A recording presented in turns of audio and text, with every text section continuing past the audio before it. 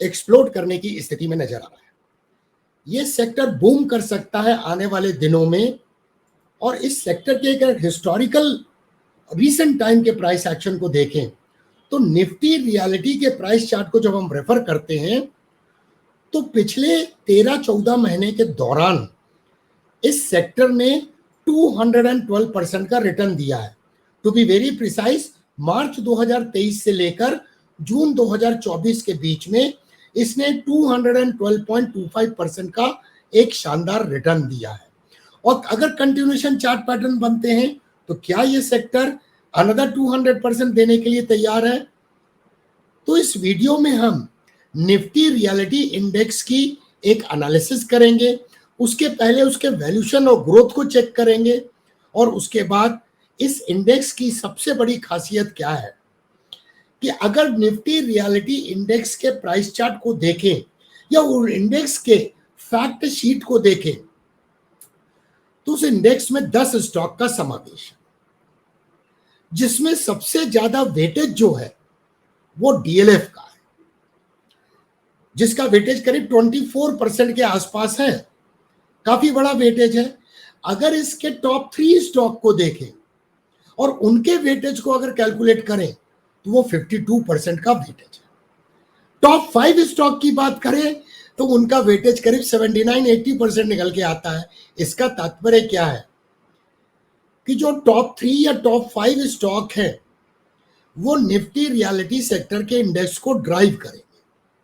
अगर मैं प्रिसाइजली आपको बताने की कोशिश करूं तो निफ्टी रियलिटी में डीएलएफ का वेटेज है 23.44%, फिनिक्स मिल्स का है 15.1%, मैक्रोटेक डेवलपर्स का है या लोधा जिसे बोलते हैं 15.05%, गॉडरेज प्रॉपर्टीज का है 14.29% एंड प्रेस्टीज स्टेट का है 10.96%। ये टॉप 5 सेक्टर मिला के 79% 80% इंडेक्स को रिप्रेजेंट करते हैं। अगर हम देखें तो रीसेंट टाइम में 2-2.5 महीने से ये सेक्टर का इंडेक्स गिर रहा था और करीब 15% के करेक्शन इसमें हुआ है। तो क्या ये अपॉर्चुनिटी है इस सेक्टर में? तो पिछले 7 दिन के प्राइस एक्शन को देखें तो रियलिटी सेक्टर ने ब्रॉडर मार्केट को आउट परफॉर्म किया है। रियलिटी सेक्टर ने 2.09% का पिछले 7 दिनों में रिटर्न दिया है, जबकि ब्रॉडर इंडियन स्टॉक मार्केट ने रिटर्न दिया है 1.69% का। तो क्या जो करेक्शन हो रहा था उसकी समाप्ति हो गई है? इन सब बातों की चर्चा करेंगे जब हम प्राइस चार्ट पर चलेंगे। लेकिन उसके पहले इंपॉर्टेंट ये हो जाता है इस बात को समझना कि इंडेक्स लेवल पे वैल्यूएशन कैसा नजर आ रहा है, ग्रोथ का क्या पोटेंशियल है रियलिटी सेक्टर में। तो अगर हम वैल्यूएशन की बात करें तो इसका करंट पी रेशियो है 57.29। तो जो पिछले 3 साल का जो प्राइस टू अर्निंग मल्टीपल का मीडियन है वो है 57.4। तो मोर और लेस एट पार नजर आ रहा है। इसका तात्पर्य क्या है कि फेयरली प्राइस नजर आ रहा है। हम इसे अंडर वैल्यूड नहीं बोल सकते हैं, ओवर वैल्यूड भी नहीं बोल सकते हैं। अगर प्राइस टू सेल्स रेशियो की बात करें तो वो है 10.3 और 3 साल का जो मीडियन है वो करीब 8.9 या 9 के आसपास है। तो ये भी करीब करीब बराबर नजर आ रहा है। अब ग्रोथ के फोरकास्ट की बात करें तो इसकी अर्निंग का ग्रोथ फोरकास्ट है 28% आने वाले 5 सालों में, जो कि पिछला जो ग्रोथ हुआ है एक्चुअल में वो है ग्रोथ 23.7% का। तो इसका तात्पर्य क्या है कि आने वाले समय में इसका जो अर्निंग का ग्रोथ है पिछले ग्रोथ से बेहतर रहने की संभावना है।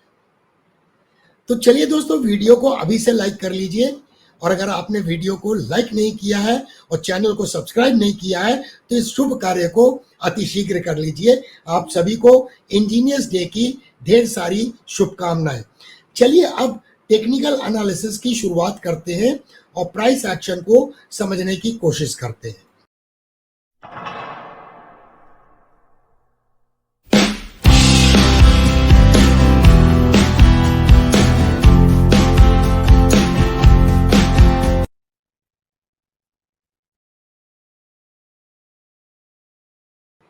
तो अब हम रेफर कर रहे हैं निफ्टी रियलिटी सेक्टर के इंडेक्स को। सबसे पहले प्राइस एक्शन को समझते हैं। इसने 2008 में ऑल टाइम हाई बनाया और उसका मासिव डाउन ट्रेंडिंग मूड में चला गया, लेकिन फिर क्या हुआ, इसने यहाँ बॉटम बनाया। अब मार्केट का स्ट्रक्चर एक बुलिश टेरिटरी में नजर आ रहा है। सबसे इंपॉर्टेंट है यहाँ पे प्राइस एक्शन को समझना। इस इंडेक्स का ऑल टाइम हाई क्या है, वो है 1878.45। ये जिसने बनाया था जनवरी 2008 में। यस दोस्तों, जनवरी 2008 में। और अगर यहां पर हम देखें तो इस जगह पे एक राउंडिंग बॉटम पैटर्न का ब्रेकआउट हुआ। ये आप देखिए, राउंडिंग बॉटम, ये रेजिस्टेंस था, ये सप्लाई एरिया था, यहाँ प्राइस का सपोर्ट था, इसका ब्रेकआउट हुआ। तो इस इंडेक्स ने रीसेंट टाइम में जो मैंने अभी बताया, ये पीरियड देखिए, इसने 212% का रिटर्न दिया है। और अगर अब कंटिन्यूशन चार्ट पैटर्न बनता है तो हम सभी जानते हैं कि बुलिश फ्लैग अगर ये बन रहा है तो इसके ब्रेकआउट अगर होता है तो फिर अनदर 200% की संभावना बनती है। तो एक चार्ट पैटर्न तो हो गया ये multi year rounding bottom pattern का ब्रेकआउट। क्या इस राउंडिंग बॉटम पैटर्न का भी ब्रेकआउट देगा जो much larger rounding bottom pattern है? तो इसको एनालाइज करते हैं।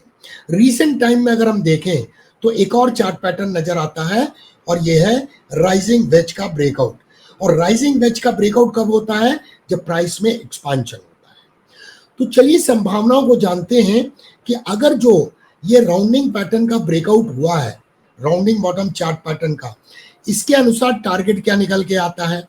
तो इसको अगर मैं कैलकुलेट करता हूं, ये देखिए मैंने मेजर किया और इसे मैं टारगेट को प्रोजेक्ट करता हूं, तो इसका पहला टारगेट जो है वो आता है 1511। अभी ये ट्रेड हो रहा है 1053, तो करीब 50% के रिटर्न की संभावना है। लेकिन हमने अधिकतर टाइम क्या देखा है कि राउंडिंग बॉटम का मिनिमम एक्सपेक्टेड ऑब्जेक्टिव जो होता है वो 100% एक्सपांशन का होता है, जो आता है 2675। तो अगर हम 2675 जो मिनिमम एक्सपेक्टेड ऑब्जेक्टिव है उसके आधार पर रिटर्न का पोटेंशियल देखें तो करंट लेवल से करीब 150% के रिटर्न की संभावना है। और उस प्रोसेस में क्या होगा, ये राउंडिंग पैटर्न का ब्रेकआउट हो जाएगा जो ऑल टाइम हाई है, जो इसने जनवरी 2008 में बनाया है। तो multi year rounding bottom pattern की हम रियलिटी सेक्टर में बात कर रहे हैं। अब यहां पर अगर गौर से देखें तो पिछले 2-2.5 महीने से इसमें यह करेक्शन हो रहा है, लेकिन करेक्शन के नेचर को अगर हम देखते हैं तो कहीं ना कहीं डाउनसाइड मोमेंटम का अभाव है।